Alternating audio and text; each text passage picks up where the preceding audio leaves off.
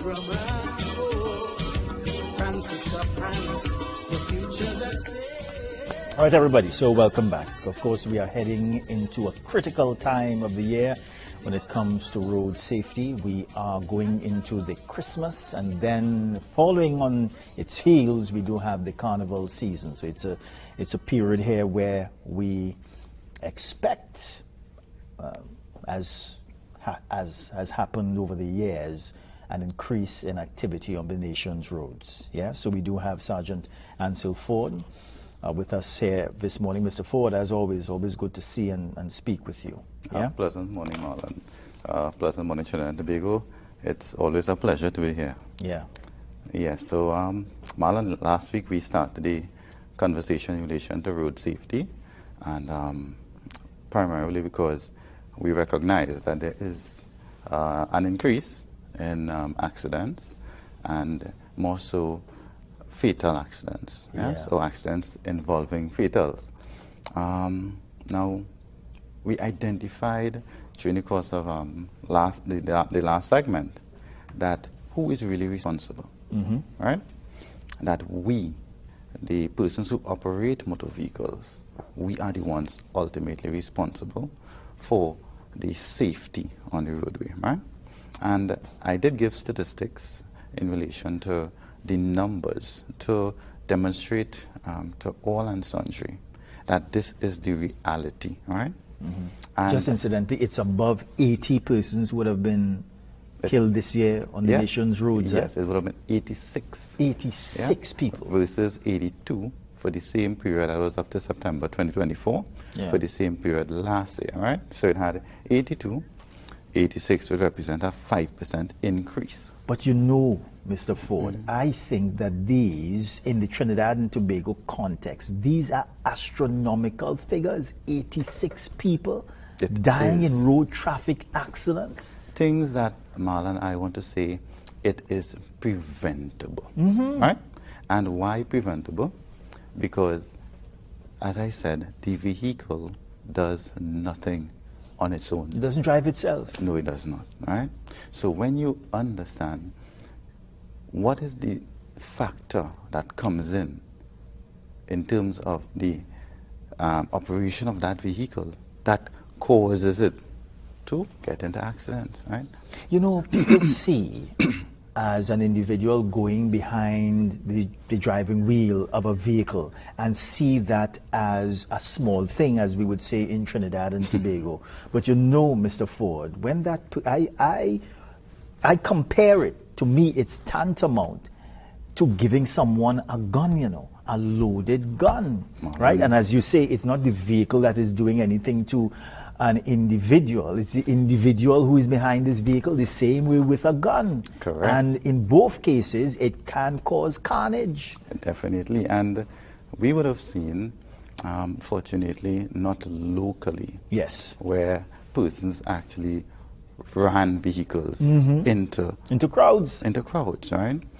So you understand that it could cause serious damage, serious injury, and death. So whilst it is that it may not be an intentional act, it could be by your recklessness as the driver, right? And how does recklessness come into play? One, by you not considering, right? Thinking about the possible consequences, the what if, right? And you just simply drive your vehicle anyhow you feel on the road, right? Regardless of the traffic laws, regardless of the traffic signs, regardless of the road markings, right? That it is there to help you, the driver, reach your destination safely, right? So, a vehicle that someone loses control of, it is equal, Marlan, to that gun that you spoke of. Yeah. Yeah? Because when somebody discharges a gun, that bullet goes anywhere, hits anyone, or any target, right? The vehicle that is out of control does the same. Yeah. Yes? So, understanding that, the call from the Commissioner of Police is to the drivers. The appeal is to the drivers to say, let us make the difference. Let us change our behavior on the roads. All right? Now, I would have issued a challenge on the last segment to all drivers. Let us own our responsibility, right? The figure, the figure in terms of fatality rests somewhere around 87. Let it not go further. Let us take that challenge and commit ourselves to be more responsible on the road. And responsibility means that I am going to drive carefully. I am going to be more considerate, right, for the other road users, drivers, pedestrians, etc., right? I am also going to obey the laws, all right? I am going to drive within the speed limit. And even if it is that the speed limit is 100 kilometers per hour, Yes. my awareness of the road conditions will tell me I cannot drive at that speed limit. I have to drive slower, right? And understanding that part of being a safe driver is ensuring that you maintain a reasonable distance away from the vehicle in front of you, right? Yes. So it is advised that you maintain at least 3 car lengths away from the vehicle in front of you. Why? Look at it simply, that by maintaining that distance, you have enough time to respond to something that developed in front, all right? And not necessarily you are unable to stop because of something that the driver in front of you had to stop in relation to, and an accident occurs, right? Yeah. Additionally, Marlan, we spoke about young drivers, right? And my son is a young driver, right? And every day I would speak with him. If he's leaving home, son, take your time. Yeah. Don't drive too fast. All right? So that sort of parental involvement, reminding that young driver of the need to be careful, take your time, it is important, right? So we have to also consider that the young driver is inexperienced and defensive driving is recommended for them, right? So as parents... But it's not a part of, let's say, regulation or procedure, No. defensive driving. No, it is not, all right? Insurance companies do encourage it, and by way of you having gone through some defensive driving course, your insurance premium can be reduced, yes? So if it is, Marlan, that we communicate sufficiently with the police, educating members of the public, parents speaking to young drivers, and then the drivers themselves taking that responsibility to be more disciplined on the road, understanding, as I said last week, you are hurting yourself. You are hurting your family, mother, father, wife, sister, brother, son, daughter, when you drive in a manner that causes your death or the death of someone else. Yes? Yeah. So this is the call for us to make that change. Now, part of the Commissioner's strategic priority 2025 to 2027 is to focus on fatalities in particular. Yes. Right? The desire is to achieve a 5%. Sergeant, Sure. we do have a first caller. Sure. Good morning, caller. A pleasant good morning, Marlan. To you too, sir. Yes, good Pleasant morning. morning. Morning to you also, Sergeant Forde. Morning. How things? I'm fine, thank you. And you? All right, that's good thing. Well, good. Monday last time, but it was so good. Indeed, The indeed. Go ahead, key sir. of observation. All right.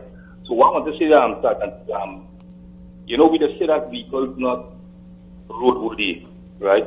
But sometimes we allow this the road not people worthy. Right now, that's probably a question outside of your to answer.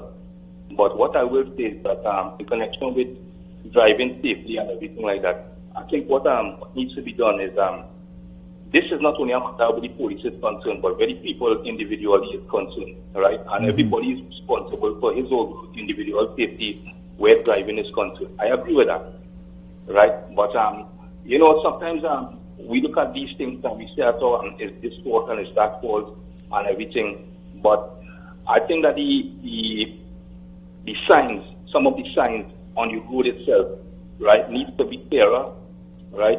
I think what needs to be done in connection with the TIN system for vehicles itself, right? You see, when some people purchase vehicles, they purchase it with the TIN and it comes up as straight up legit.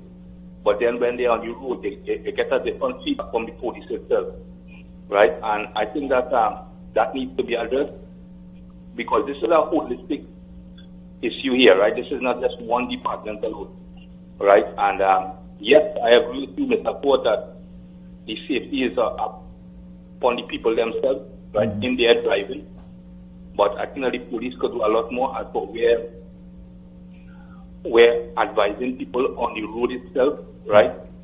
Advising people in terms of being on the road itself, right? Because sometimes you see, and I'm not backing the police here, but sometimes you see that the police patrolling, right? And you ask yourself, is it a patrol or is it a cruise? Because the glass right up, right? You're not hearing properly what is going on. The music playing in the vehicle itself, the air condition on, and then just having a time. Understand what I'm saying?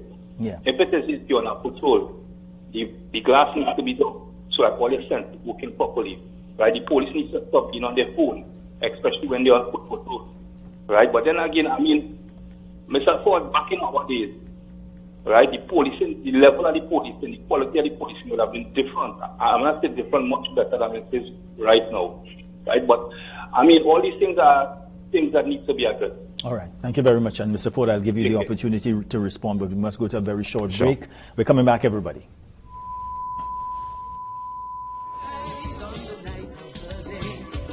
It was the night of the day.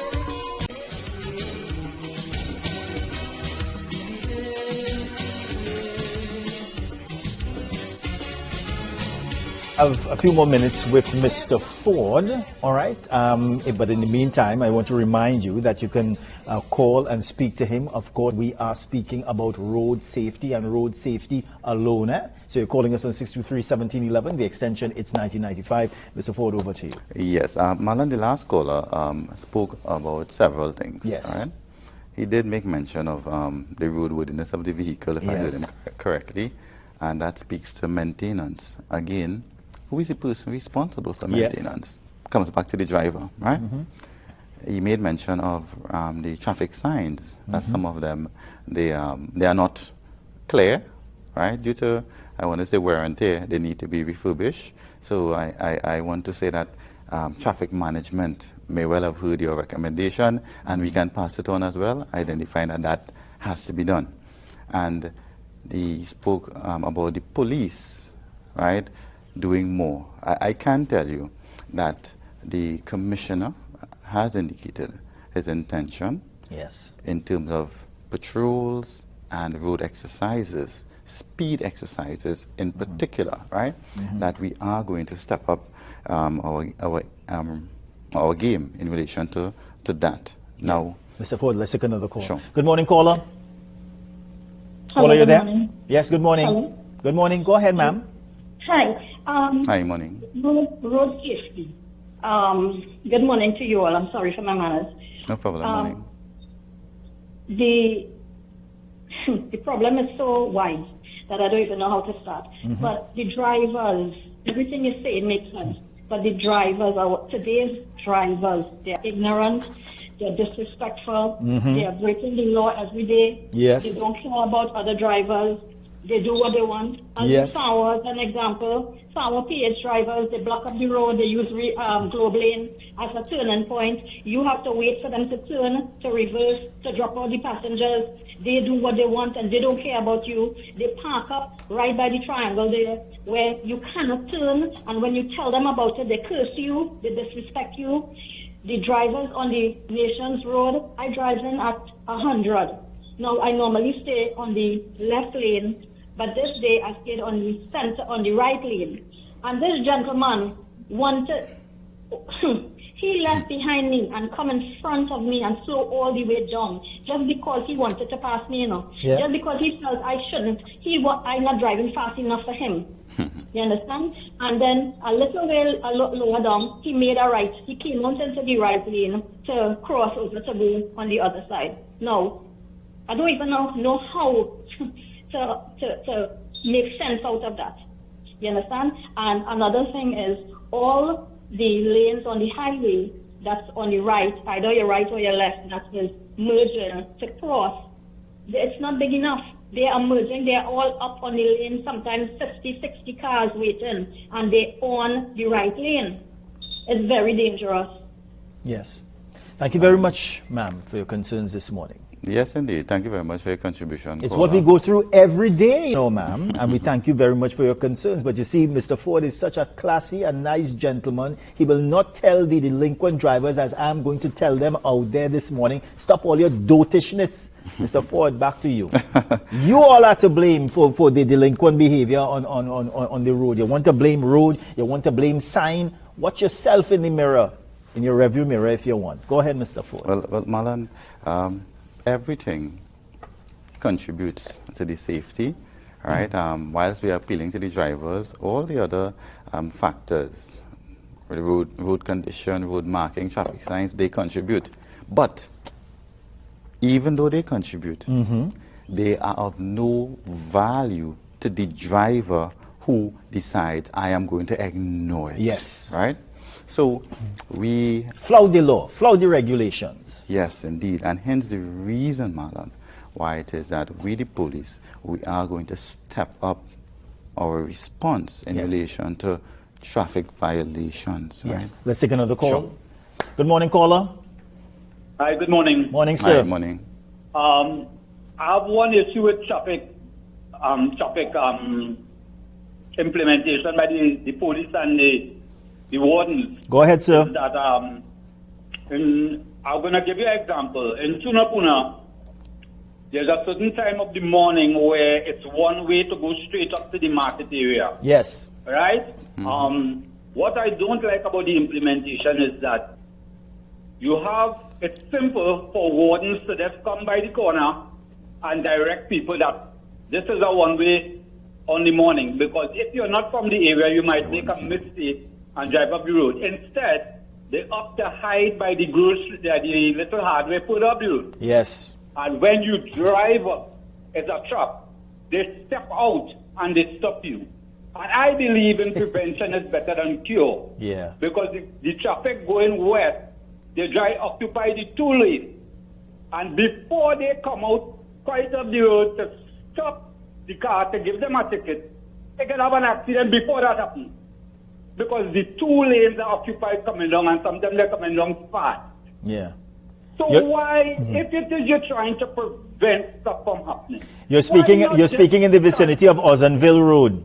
Yes. Yeah, Why from you Ozanville don't just come up, and say Paji. no Yeah. and direct the people, make the turn, just direct them, because you're trying to prevent. You're not trying to trap. Yeah. In trying to trap, you could cause an accident.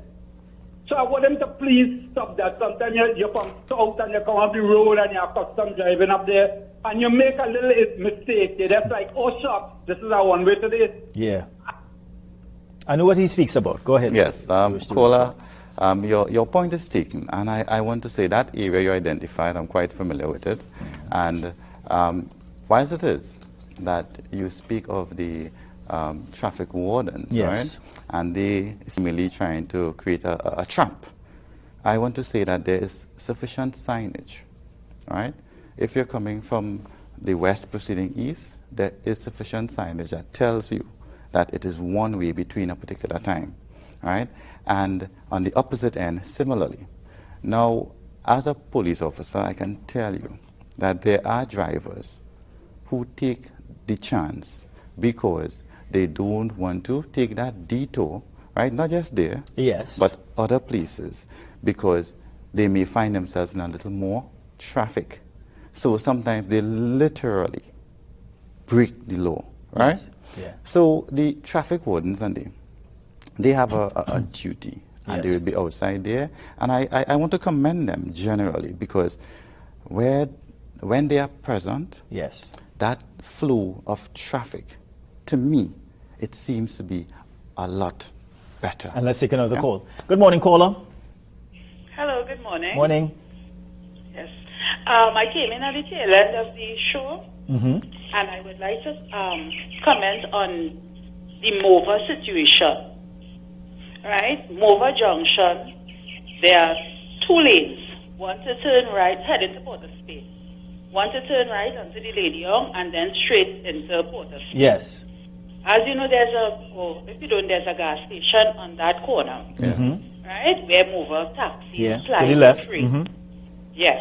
And many a morning, or actually every morning, drivers coming out of that gas station who are to proceed up to the Lady Young, they go onto the left, and when the light turns right, they just cut across. So it's like they are going across two lanes of cars. Yes, you're right. Right? And then also, those on the left, who you think will be turning onto Lady Young, so when the light turns to head into Port of Spain, they just shoot and go into the car that's legally proceeding in the right way. Mm-hmm. Right? So, many a morning, sometimes it has 3 lanes where there should be 2. Two. There was even a time where I saw 4 cars in the front. Yeah. Right? Mm-hmm. So I don't know if I spoke to a traffic warden about that. I called about it. They told me I have to go to the Ancil Forde office, where I believe the head office is, and probably make a report. So as you're speaking about this, I don't know if it's something that you can escalate. All right. Thank you very much, Because ma'am. It's a major deterrent. Yes. Okay. Caller, thank you very much. And what it speaks of, again, is the behavior of drivers, but there's a need for us to have a little more police presence at that intersection there. So the officers at Mova Police Station, I would reach out to them and bring that to their concern. Yes.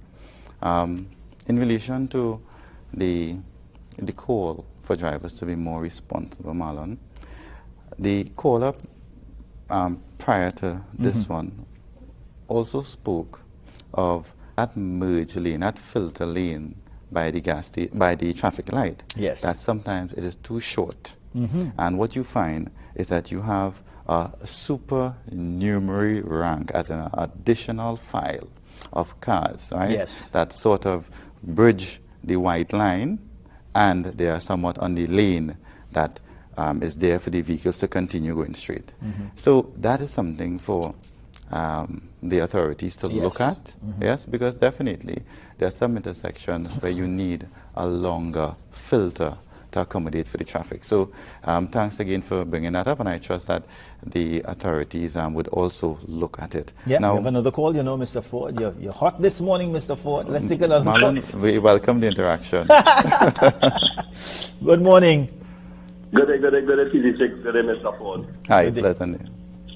Marlon, it had one time I saw, when I saw your jaw on the TV about the intersection. I'm blocking at the intersection.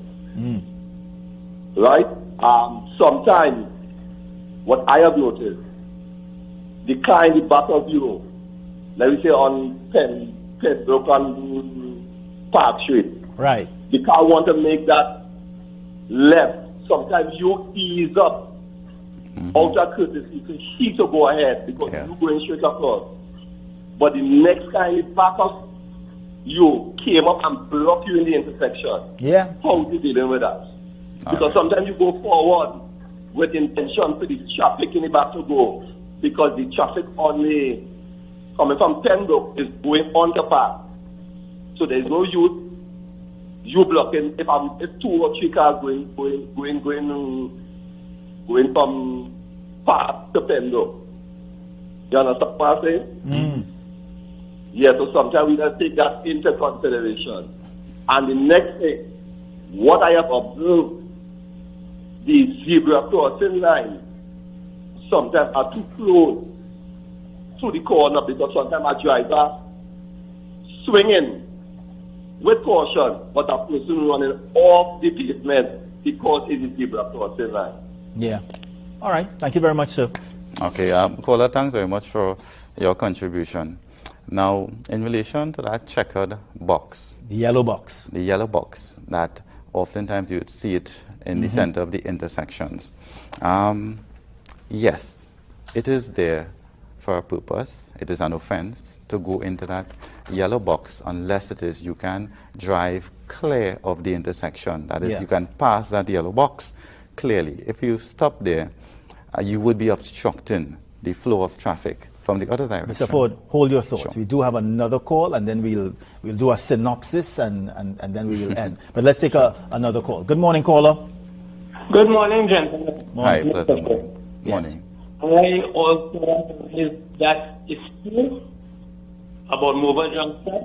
It is totally out of control. It has become normal for these pace drivers to come out of the gas station, cut right across, go into Mover.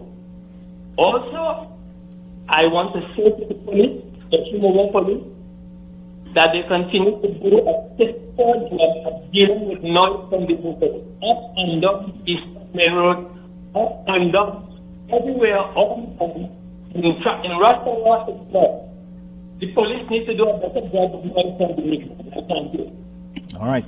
All right. I think that we were having some difficulty in hearing him at the end there. Caller, your contribution was a bit distorted. Yes. I got clear what you Not said. distorted in content, eh? Distorted In in audio. I got it clear in terms of the issue at the Mover intersection. And as I indicated before, that is something that I will speak with the officers at Mover Police in relation to. Now, the previous caller, he spoke about the intersection at Yellow Box, and sometimes in being considerate that they may ease forward and end up in the intersection to allow a vehicle behind them who wants to go left, right, to be able to pass, and then they are unable to reverse, so they end up in the intersection. Whilst it is that consideration is understood, what in fact you contribute to is the obstruction of the traffic that has to flow in the other direction, right? And it is an offense for which you can be ticketed, and the cost is $3,000, right? Now, let's really and truly look at it. Outside of an emergency, that driver who is behind you may have to wait there for probably 2 minutes, right? Before the rotation of the traffic light reaches back that he or she can drive forward, right? So it is best to hold your ground. Not block it. Don't block the intersection. Let the driver behind wait the 2 minutes, all right? But hold on, Mr. Forde. Don't move on yet, because I have had a situation in the past where I'm on the edge of this yellow box, and there are police officers with their blaring sirens behind me, telling vehicles to move, because they have a very important person that they want to pass with. What do I do? Right. I know what I did, but I want you to tell us. Well, Marlan, the law requires that we give way to an emergency vehicle, right? Okay. And a police vehicle is an emergency vehicle. And what you're required to do is to pull to your left. Now, if it is that you are at the intersection and the police is signaling to you, hey, move forward, you proceed with caution to give clearance. It may mean that you have to go across the intersection. Okay. But you are doing it to give the police the opportunity to pass, because you are not sure what is the emergency that they are responding to. And by way of them, the police, blaring the siren, it also informs other drivers that there is an emergency, right?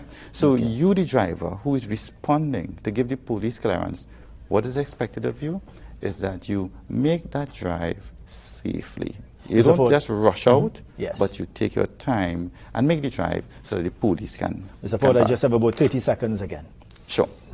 So, whilst it is, Marlan, we more or less had the second segment, I realized that there is a lot of interest in road safety, and I'm happy that we are having that sort of interaction. What I want drivers to do is to take up that call, that challenge, to make that difference in how we drive on the nation's road. Our life and the life of others, it is more important than anything else, right? And it makes no sense that we throw caution to the wind, run a red light, drive on the shoulder, right?